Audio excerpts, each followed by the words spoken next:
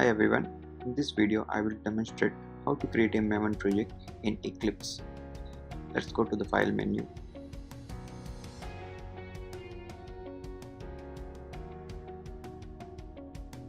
Then choose the Maven project button.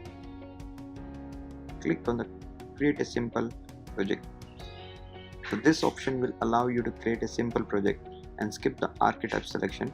Archetype is predefined structure where the project structure is already defined. Like if you want to create a project for a web, so the structure with web app folder and everything will be there. But for this tutorial we will use a create simple project. This will just give us the source folder and the resources folder for both test and main. We will choose the group ID which is relevant for our project.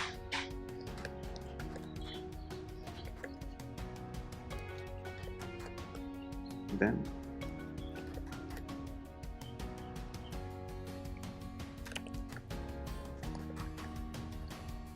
choose the artifact ID and the version ID, and then you can name anything. I'll just copy paste the name and we click finish button.